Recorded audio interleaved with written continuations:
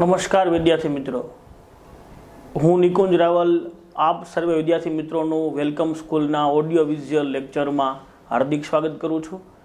ગત દિવસના લેક્ચરમાં આપણે જોઈ ગયા કે ત્રણ માછલાઓની વાર્તામાં આપણે ત્યાં પહોંચ્યા હતા કે માછીમારો છે એ ઝાડ લઈને, એટલે કે હવે બીજા દિવસે માછીમારો અહીંયા આવશે અને માછલાઓને મારી નાખશે, વ્યાપાદિતચ્ય એટલે કે મારી નાખશે, કૃત નિશ્ચય એ પ્રકારનો નિશ્ચય કર્યો, ત્યાં સુધી આપણે ભણી ગયા છે।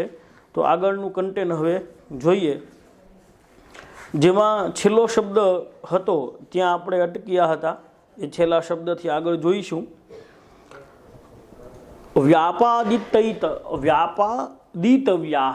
વ્યાપાદિતવ્યાહ એમાં તવ્ય પ્રત્યય લાગ્યો છે। તો અત્યાર સુધી તમે આજ્ઞાર્થના, ભવિષ્યકાળના બધા પ્રકારો જોઈ શક્યા છો, પણ આ વખતે ધોરણ 10માં વિદ્યાર્થ નામનું એક નવું ક્રિયાપદનું સ્વરૂપ એડ થશે, જેમાં કેટલાક પ્રત્યયોના માધ્યમથી તમે એને ઓળખી શકશો, જે પરીક્ષામાં પૂછાય છે। એની ખાસિયત એ છે કે વિદ્યાર્થના ક્રિયાપદોમાં સૂચનાનો પ્રભાવ જોવા મળે છે, એટલે કે આપણાથી મોટાને આપણે સૂચના આપી હોય ત્યારે એનો ઉપયોગ થાય, અથવા તો આ કરવું જ જોઈએ, આવું થવું જ જોઈએ, આવું થશે જ, એવા કોઈ આદેશાત્મક વિચાર હોય કે કોઈ એવા નિયમ લાદી દેવામાં આવ્યા હોય, કોઈ વિધિના નિયમો હોય, એમાં વિધેયતના ક્રિયાપદોનો પ્રયોગ થાય છે। તો આપણું જે શબ્દ છે વ્યાપાદિતવ્યા, તો છેલ્લે જે તવ્ય શબ્દ લાગ્યો છે એ તવ્ય શબ્દ વિધેયત ક્રિયાપદનું સ્વરૂપ છે।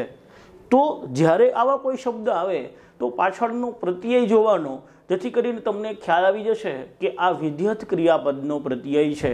તો આનું ભાષાંતર થશે, ફરીથી આપણે એકવાર જોઈ લઈએ કે સ્વઃ એટલે કે આવતીકાલે, અત્રાગમ્ય અહીં આવીને, મત્સ્ય કુર્મ આદય, મત્સ્ય એટલે માછલાઓ અને કુર્મ એટલે કાચબાઓ, માછલાઓ અને કાચબાઓને વ્યાપાદિતવ્યાહ મારી નાખીશું, ઇતિ નિશ્ચયમ કૃત્વા એ પ્રમાણે નિશ્ચય કર્યો।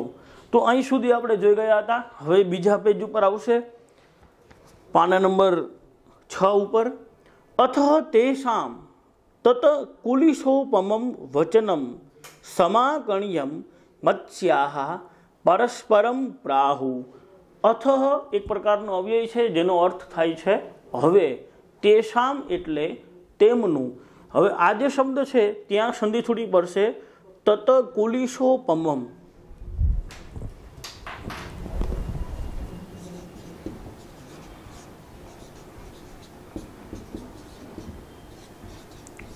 કુલિશોપમમ, તત એટલે તે, કુલિશોપમમ એટલે જેનો અર્થ થાય વજ્ર જેવું, વજ્ર સમાન।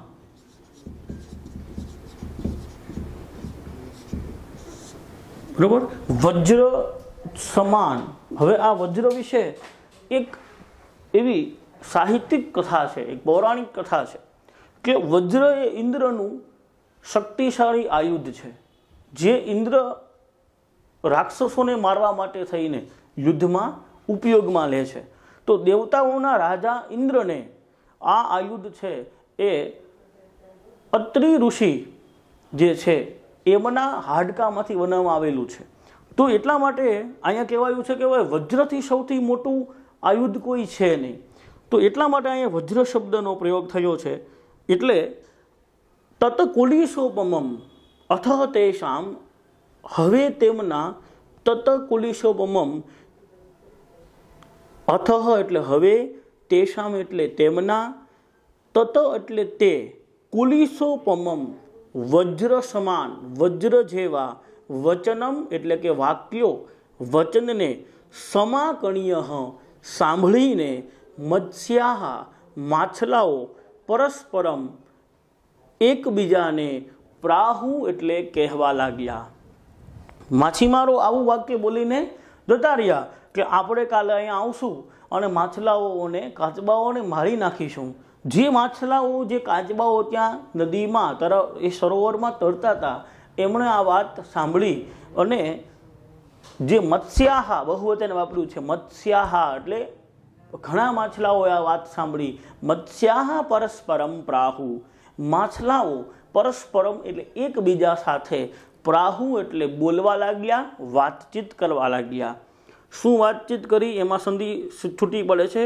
શ્રુતો અયમ ધીવરા આલાપહ, તો એમાં સંધિ છૂટી પડશે. પહેલો શબ્દ આવશે અયમ, ધીવરાહા, અયમ ધ્રીવરાહા આલાપહ, એમાં સંધિ છૂટી પડશે આલાપહ શ્રુતોહો. આ એક પ્રશ્નાર્થ પ્રકારનું વાક્ય છે. એનું ભાષાંતર એવી રીતે થશે કે અયમ એટલે આ, ધીવરા એટલે માછીમારો, માછીમારો ની, બરોબર. અયમ ધીવરાહા, આ માછીમારોની, આલાપ એટલે વાતચીત, શ્રુતોહો સાંભળી, બરોબર. આ પ્રકારનું ભાષાંતર થયું કે આ બધા જે માછલાઓ છે એ અંદરો અંદર એ ચર્ચા કરવા લાગ્યા કે તમે બધાએ આ માછીમારોની વાતચીતને સાંભળી. અધુના, આ એક પ્રકારનો અવ્યય છે જેનો અર્થ થાય અધુના એટલે અત્યારે. અસ્માભિહિ એ સર્વનામનું રૂપ છે જેનો અર્થ થાય આપણે. અધુના અસ્માભિહિ કિમ કર્તવ્યમ, અધુના એટલે અત્યારે, અસ્માભિહિ એટલે આપણે, કિમ એટલે શું, કર્તવ્યમ એટલે કરવું જોઈએ. જો એમાં પણ તવ્ય પ્રત્યે લાગેલું છે કર્તવ્યમ, બરાબર, તો એ પણ વિધ્યર્થનું ક્રિયાપદ છે. તો આ લીટીનું ભાષાંતર એવું થયું કે અધુના અસ્માભિહિ કિમ કર્તવ્યમ, અધુના એટલે અત્યારે, અસ્માભિહિ એટલે આપણે, કિમ એટલે શું, કર્તવ્યમ એટલે કરવું જોઈએ.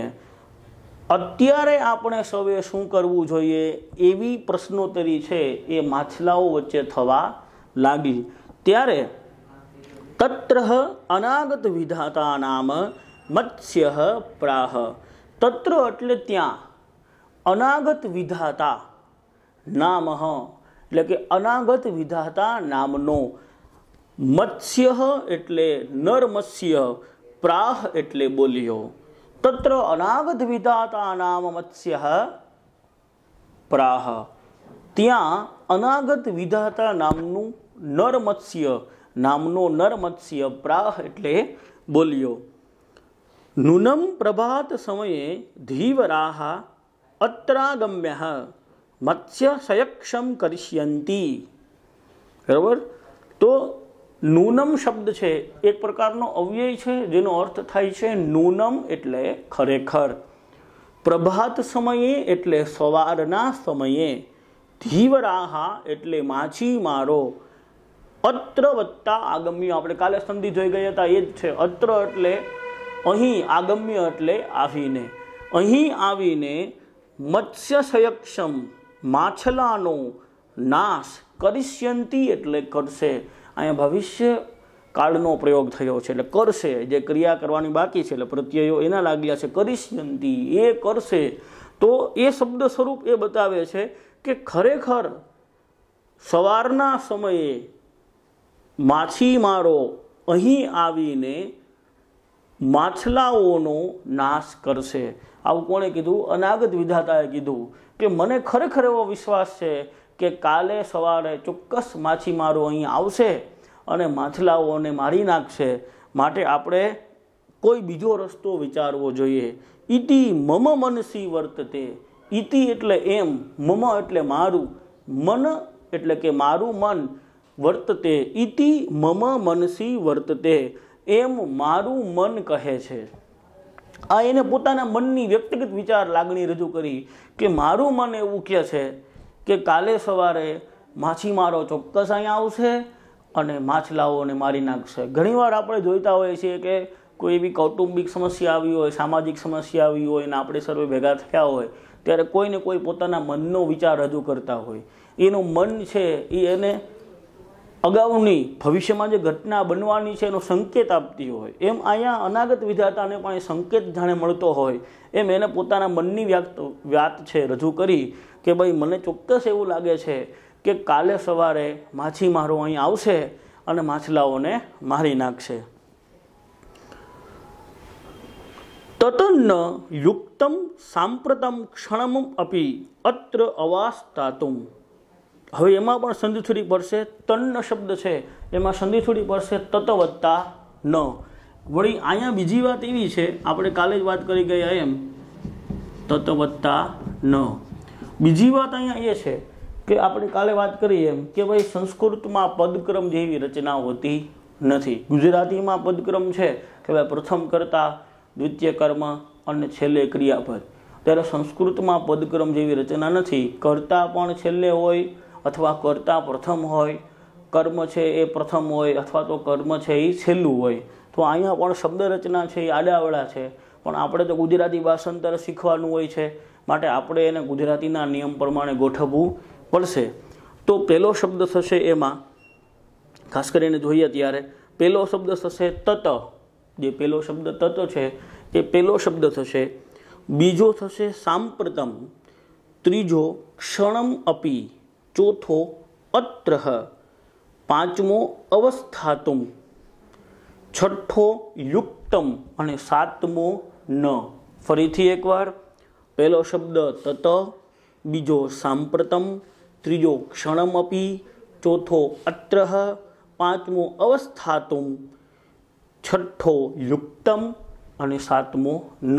તો પેલો શબ્દ તત જેનો અર્થ થશે તો, સાંપ્રતમ એટલે અત્યારે, ક્ષણમ અપી એક ક્ષણ, અપી એટલે પણ જે અવ્યય છે, ક્ષણમ અપી એક મિનિટ પણ, એક ક્ષણ પણ, અત્રહ એટલે અહીં, અવસ્થાતુમ ઊભા રહેવું, યુક્તમ ન, યુક્તમ એટલે યોગ્ય થાય અને પાછળ ન શબ્દથી નથી, યોગ્ય નથી. તો આખું ભાષાંતર થશે કે તત તો, સાંપ્રતમ અત્યારે, તત તો સાંપ્રતમ ક્ષણમ અપી એક મિનિટ પણ, એક ક્ષણ પણ, અત્ર અવસ્થાતુમ અહીં ઊભા રહેવું, યુક્તમ ન યોગ્ય નથી. અને આગળ વિધાતાએ શું કીધું કે તો એક સેકન્ડ પણ, એક ક્ષણ પણ અહીંયા ઊભા રહેવું આપણા માટે યોગ્ય નથી. આપણે જલ્દીથી જલ્દી આ સરોવર છોડી અને બીજા સરોવરમાં જો આપણે આપણો જીવ બચાવવો હોય તો જતું રહેવું પડશે. પણ એક અવસ્થાતુમ જે શબ્દ આવ્યો છે, અવસ્થાતુમ ઊભા રહેવું, એમાં તુમ પ્રત્યય છે. ઠીક કરી નાખજો. મોસ્ટ એમપી એમસીક્યુ માટે અવસ્થાતુમ એક શબ્દાર્થ માટે જોઈએ તો એનો અર્થ એવો થાય ઊભા રહેવું, અને એક વ્યાકરણના સ્વરૂપમાં જોઈએ તો અવસ્થાતુમ એમાં તુમ પ્રત્યય લાગ્યો છે, માટે એ હેત્વર્થ કૃદંત થશે. અસ્માભિ આપણે, રાત્રો એવ કિંચિત સમીપમ સરહ ગંતવ્યમ. અસ્માભિ એટલે આપણે, રાત્રો એવ, રાત્રો એટલે રાત્રે, એવ એક અવ્યય છે જેનો અર્થ થાય છે જ. અસ્માભિ રાત્રો એવ આપણે રાત્રે જ, કિંચિત કોઈ એક, સમીપમ એટલે નજીકના, સરહ એટલે સરોવરમાં, ગંતવ્યમ જવું જોઈએ. અહીંયા પણ વિધ્યત ક્રિયાપદનો તવ્ય પ્રત્યય વપરાયો છે, ગંતવ્યમ. બરાબર, તો તવ્ય પ્રત્યય વપરાયો છે એટલે વિધ્યર્થ ક્રિયાપદનું સ્વરૂપ પણ છે, માટે એને અંડરલાઈન કરી નાખજો. ગંતવ્યમ એટલે જવું જોઈએ, તવ્ય પ્રત્યય છે. અને પાછું આપણે અગાઉ વાત કરી છે કે ભાઈ વિધ્યત ક્રિયાપદ જે છે એમાં ખાસ કરીને શું જોવા મળે છે તો કે જેમાં સૂચના હોય, કોઈને નિયમ કહેવાતો હોય, કોઈને આદેશ અપાતો હોય, તો અહીંયા જવું જોઈએ એક પ્રકારનો નિયમ એ પોતાનો રજૂ કરે છે. તો આપણે અનાગત વિધાતાના પાત્રમાંથી શું જોવાનું છે? અનાગત વિધાતા નામનું જે પાત્ર છે એ પ્રકારનું પાત્ર છે કે જે સમસ્યા આવે એ જ પહેલાંનું સમાધાન શોધવું, એ જ પહેલાંનો રસ્તો કાઢી રાખવો, એવી વિચારધારાવાળું પાત્ર છે. તો અહીંયા પોતાની વિચાર પ્રમાણે સરસ વાત કરી છે કે મને એવું ચોક્કસ લાગે છે કે કાલે સવારે માછીમારો અહીંયા આવશે અને આપણને બધાને મારી નાખશે. માટે જો આ સમસ્યાની સામે લડવાનો કોઈ વિચાર હોય તો એ છે કે રાત્રો એવહ, રાત્રે જ, અસ્માભિ આપણે સર્વે, સમીપમ સરહ ગંતવ્યમ, કોઈ નજીકના સરોવરમાં જતું રહેવું જોઈએ. અહમ તાવતઃ અનંતરમ જલાશયમ ગચ્છામિ. અહમ એટલે હું, તાવત એ અવ્યય છે જેનો અર્થ થાય તો, એમાં સંધિ છૂટી પડશે. જલાશયમ અનંતરમ, જલાશય અનંતરમ, જલાશય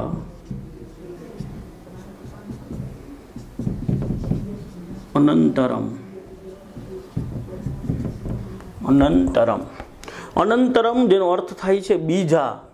બરાબર, અહીં અનુસ્વાર મૂકો તો અનુસ્વારે મૂકી શકો અને અનુસ્વાર ન મૂકો તોય ચાલે. હવે જલાશય એટલે જળાશય યાને કે સરોવર, અને અનંતરમ એટલે બીજા. તો એક રસ્તીએ જોઈએ તો આ શું છે? કર્મધારાય સમાસ છે.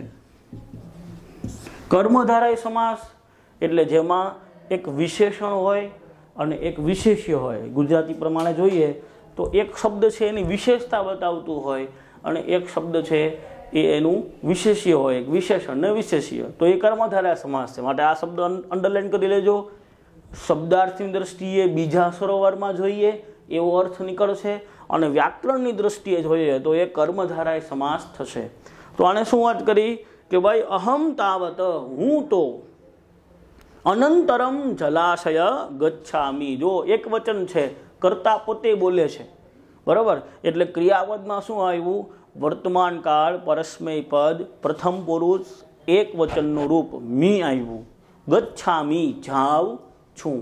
આને તો પોતાનો વિચાર વ્યક્ત કરી દીધો કે અહમ તાવતમ અનંતરમ જલાશયમ ગચ્છામિ. હું તો બીજા જળાશયમાં, બીજા સરોવરમાં ગચ્છામિ જાઉં છું. બરાબર, આજે રાત્રે જ હું મારા પરિવાર સાથે કે બીજા સરોવરમાં જતો રહીશ. કોઈને મારી ભેગું આવવું હોય તો આવજો, ને તમારે બધાને આવવું હોય તો આવજો. પણ આ વાતને સહમત કરનારા બીજા બે વ્યક્તિઓ નથી. હવે જોઈએ બીજો વ્યક્તિ જેનું નામ છે પ્રત્યુત્પન્નમતિ. એટલે કે સમસ્યા આવે ત્યારે જ એનું સમાધાન શોધવું અથવા તો ત્યારે જ એનું સમાધાન કરી નાખવું, આવી ત્વરિત નિર્ણય શક્તિવાળો અનાગત વિધાતા પછીનો બીજો માસલું છે એ પ્રત્યુત્પન્નમતિ બોલે છે. અપરહ, અપરહ એટલે બીજો. પ્રત્યુત્પન્નમતિ, પ્રત્યુત્પન્નમતિ પ્રાહ એટલે બોલ્યો. પહેલું માસલું કોણ છે? અનાગત વિધાતા છે. બીજું માસલું કોણ છે? પ્રત્યુત્પન્નમતિ છે. અને ત્રીજું માછલું છે વિનશ્યતિ, એટલે કે યદ ભવિષ્ય વિનશ્યતિ. તો બીજું માછલું બોલે છે અપરમ પ્રત્યુત્પન્નમતિ પ્રાહ. બીજો પ્રત્યુત્પન્નમતિ નામનો માછલો નરમસ્ય પ્રાહ એટલે બોલ્યું કે બોલ્યો. ભવિષ્ય અર્થે, ભવિષ્ય માટે, પ્રમાણ અભાવત. અહીંયા સંધિ છૂટી પડશે, પ્રમાણ વત્તા અભાવત.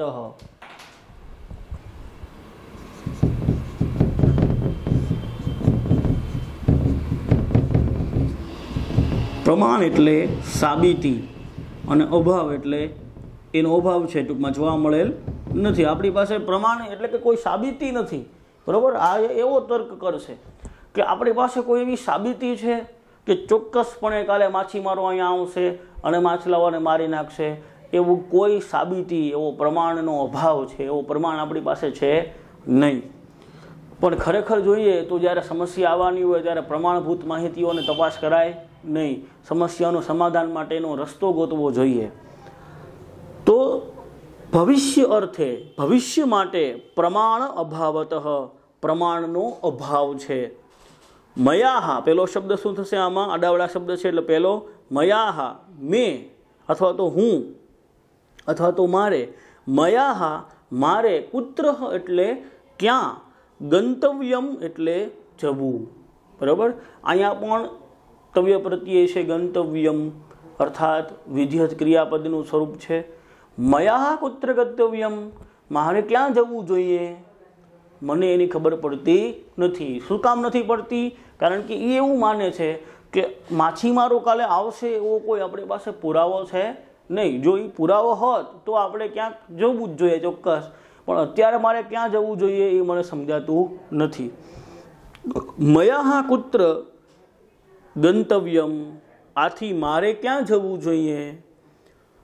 યથા તદ ઉત્પન્ને, યથા એટલે જેવી, તદુ ઉત્પન્ને પરિસ્થિતિ ઉત્પન્ન થાય, તદ કાર્યમ અનુષ્ઠેયમ તે પ્રમાણે કાર્ય કરવું જોઈએ. એ શું માને છે કે ભાઈ જેવી પરિસ્થિતિ ઓલા પડશે એવા દેવાશે, એવી વિચારધારાવાળો માણસ છે કે યથા તદ ઉત્પન્ને, યથા એટલે જેવી, તદ ઉત્પન્ને એટલે પરિસ્થિતિ ઉત્પન્ન થાય, તદહ તેવી રીતે, કાર્યમ એટલે કાર્ય, અનુષ્ઠેયમ કરવું જોઈએ.